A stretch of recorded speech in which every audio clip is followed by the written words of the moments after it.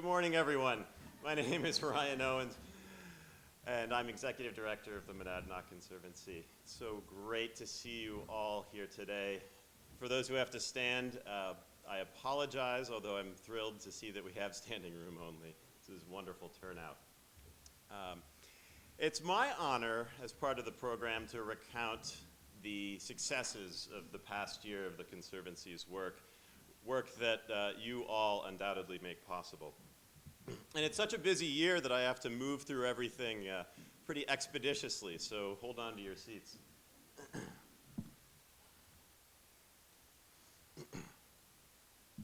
This being a farm-themed event, I'll certainly start with the farms. The Lund Conservation Easement in Walpole conserved 9 acres of some of the most fertile bottomland soil in the entire country. It also provides swimming access to the lower Cold River just above where it empties into the Connecticut.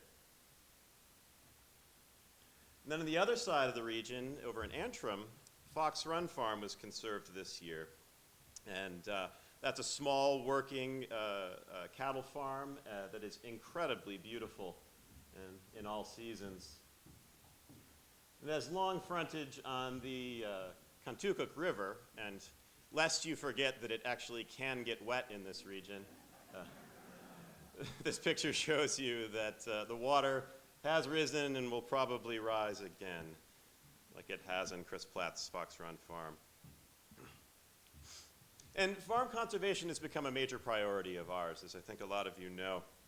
And thanks to Stacy Gambrell, our conservation project manager who specializes in farm conservation, those 2 projects are really just the tip of the iceberg.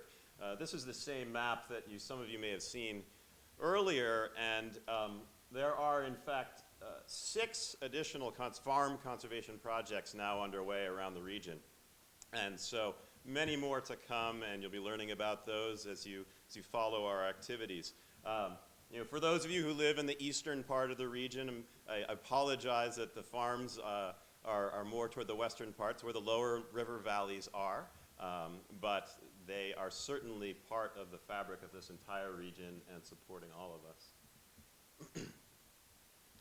Back in Walpole, we also completed the Sloan Conservation Easement, and though it's not a farm, it certainly provides a hay crop and is in one of the prettiest parts of town. I'm biased, of course, about Walpole. In Gilsum, 3 conservation easements very strategically placed, the Hammond Brook, Big Brown Bat, and Hollow's End easements, totaling 166 acres, donated by Catherine Scove. This map, for those who can see it, really show well the significance of that project. The block of conservation easements is right in the middle of 2 very large blocks of existing conservation land. The land around Surrey Dam and Surrey Mountain that some of you may know on the west, and then our own Calhoun Family Forest on the east. And then east of the Calhoun Forest, you get into Sullivan, and it's really an unbroken line of conservation land going all the way to Andorra Forest and Stoddard. So that gap in Gilsum that Hammond Hollow, about a third of what it fills, was really critical to connecting these very big areas of conservation land. And it's also just a stunningly beautiful spot, too, in Hammond Hollow, both the fields and the forest land. One of my favorite projects was the Allen Family Forest in Marlborough. We helped the town buy this small but very centrally located parcel by us raising the money to buy a conservation easement, which took a big bite out of the price tag of the overall purchase of the property, so the town was able to purchase it and make sure that it could remain open to the public access that it traditionally got for a long time. This is our lands committee visiting the property early in the project. Tom Wessels, some of you may have read of, is pointing out something undoubtedly mind-blowing in some natural history trivia, as he is apt to do. And then, of course, there are human signs on that family forest as well. Clearly some kids building a structure out of branches. And we conserved a golf course. I guess it's kind of a way of farming. Not so much an edible crop, but certainly growing grass.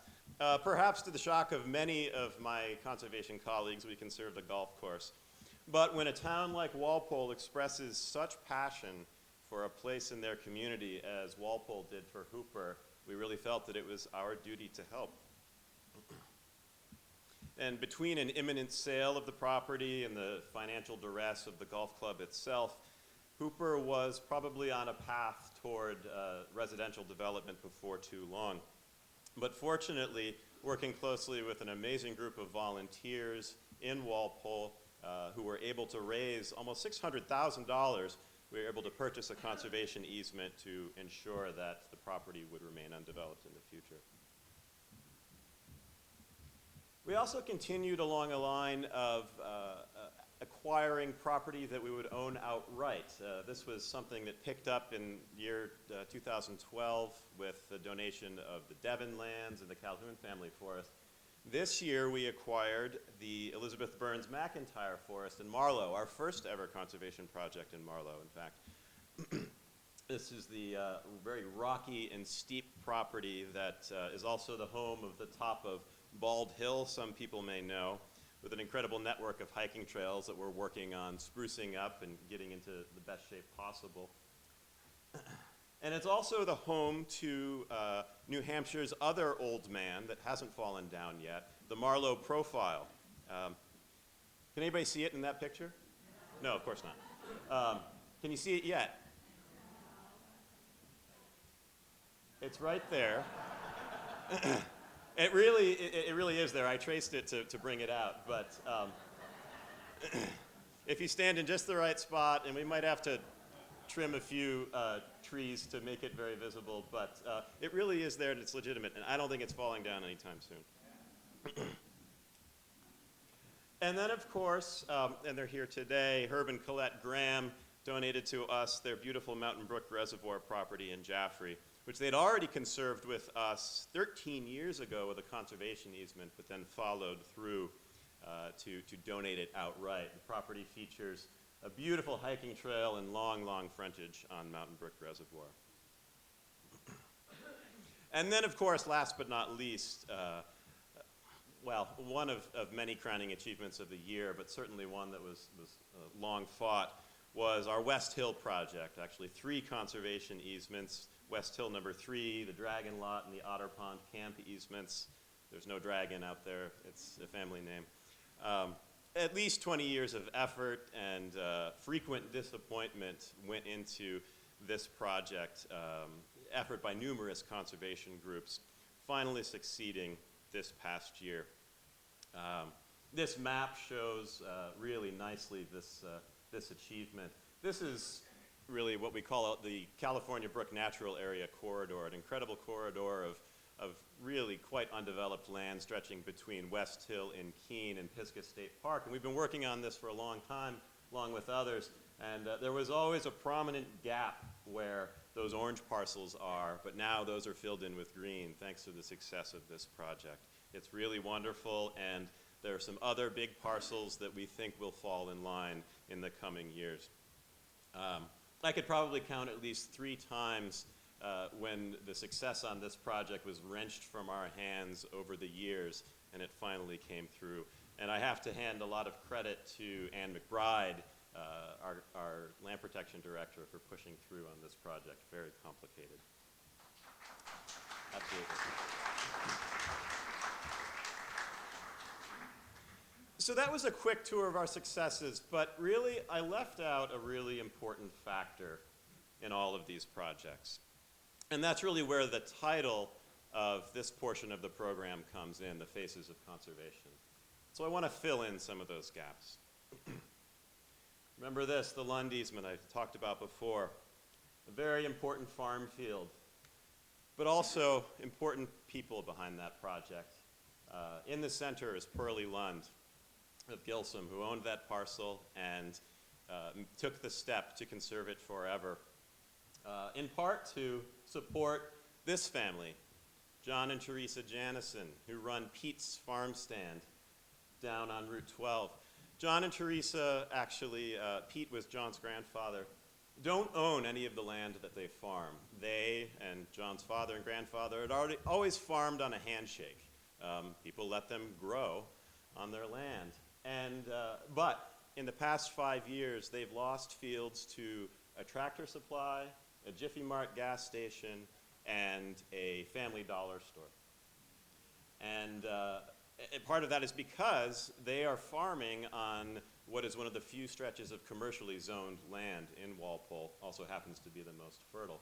Well, Pearlie took the step to conserve the land with us to ensure that this land will never be developed, and then they are working on successive steps to enter into long-term lease arrangement to really protect their investment in this property so that they can be farming long into the future. I mentioned Fox Run Farm. And the beneficiaries of these projects are not only human. Chris Platt's cattle, of course, have benefited now from the fact that this property is conserved. Domesticated beneficiaries, but also wild. A turtle probably happy to be on the banks of the Kentucky River. There are faces behind every project we do. Nancy Sloan, the grantor of the Sloan Conservation Easements, donated this project as a gift to the town, knowing that her property had one of the most beloved views in all the community. It's a view of Vermont, but not everybody's perfect.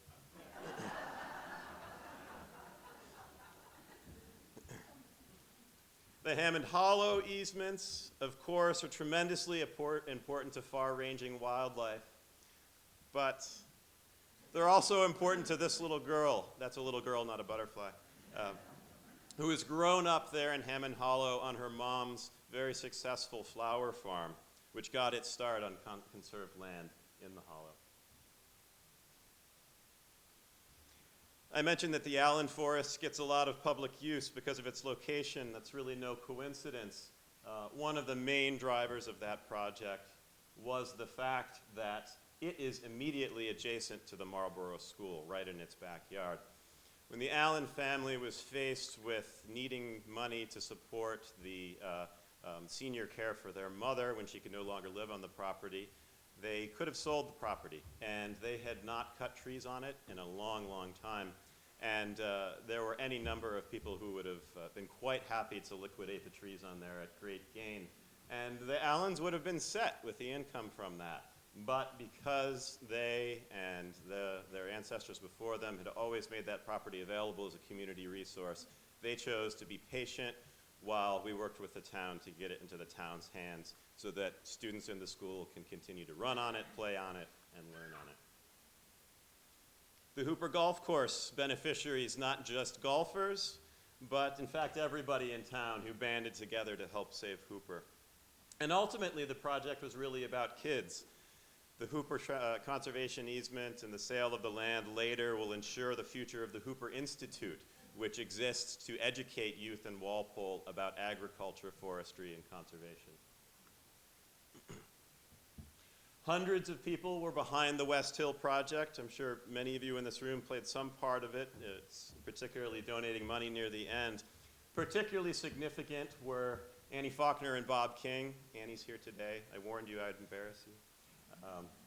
Who made the tremendous step of buying the property when really no one else could, earning the trust of the owner so that we could have the time to acquire from them a conservation easement. Probably a terrible financial decision for them, but an incredible outcome for everybody, and especially the great blue herons that call that place their home. The McIntyre Forest was an act of a family's generosity. Ben and Judy Sands honoring Ben's aunt with the name of the property, and in doing so, ensuring that anyone who wishes to use that property in the future, like the many rock climbers and like this little girl having her first experience in an outdoor rock wall, can continue to do so long into the future.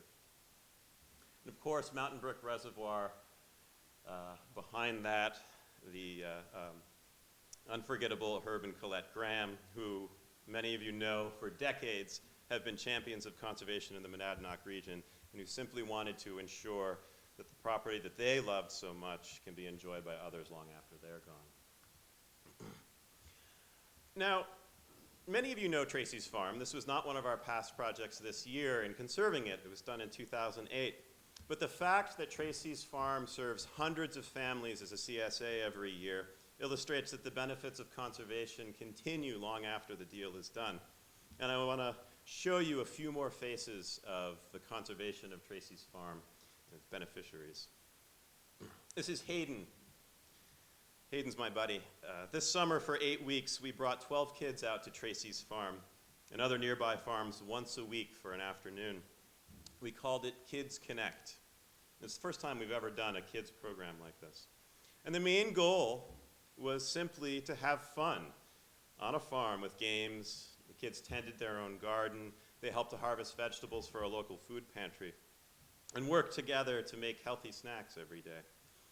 Nearly all of these kids were referred either by the Keene Housing Kids Collaborative, so they lived in Keene Public Housing, or by Monadnock Family Services as kids who could really benefit by a positive experience, from a positive experience like this in the outdoors. And we think benefit they did.